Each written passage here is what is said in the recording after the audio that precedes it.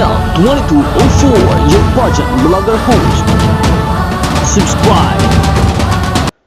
Isa na namang makasaysayang gabi ang nasaksihan sa Coronation Night ng Miss International Queen Philippines 2025, kung saan si Ann Patricia Lorenzo ang itinanghal na kampyon.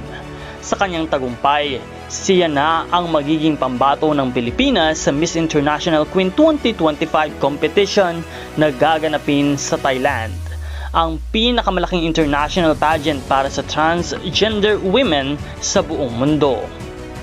Hindi matatawaran ang ipinakitang galing ni Ann Patricia mula sa swimsuit round hanggang sa evening gown competition, at higit sa lahat sa kanyang matapang at makabuluhang sagot sa final Q&A. Bit-bit niya ang mensahe ng pag-ibig sa sarili, pagkakapantay-pantay at respeto para sa LGBTQIA+ community. Umuulan ng suporta mula sa mga Filipino ang bagong reyna. Sa loob man ng venue o sa social media, ang kanyang laban ay laban ng bawat Pilipinong naniniwala sa pagkakapantay-pantay at dignidad. Hindi rin nagpahuli ang mga runners-up tulad ni Mikay Bautista at Kirk Popiole na hindi rin matatawaran ang naging lakas ng kanilang performance. Hindi rin nakaligtas ang kompetisyon sa kontrobersiya matapos umalingaw sa social media ang paratang ng ilan na isang umano itong cooking show. Isang patutsada na may mga nasasabing planado na raw ang resulta.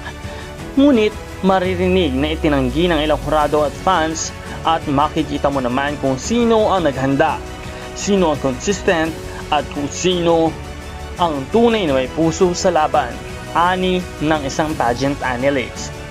Naglabas din ng pahayag sina Mikay at Kirk na parehong nagpahayag ng suporta at respeto kay Ann Patricia. She deserves the crown. We are proud of her and we're still winners by simply being part of this sisterhood. Si Kirk naman ay nagpasalamat sa kanyang mga taga-suporta at sinabing, "This is not the end of my journey. This is just the beginning."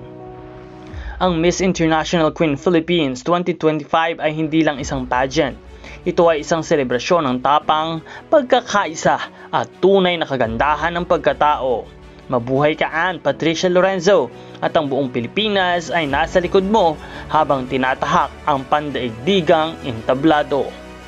Patuloy nating suportahan ang ating mga Filipino pageant queens, and of course, suportahan din ang channel na ito dahil patuloy po tayong magbibigay ng mga updates para po sa inyong lahat. Maraming salamat sa pag-subscribe at sa patuloy na pag-antabay sa channel na ito. Magkita po tayong muli sa susunod na video.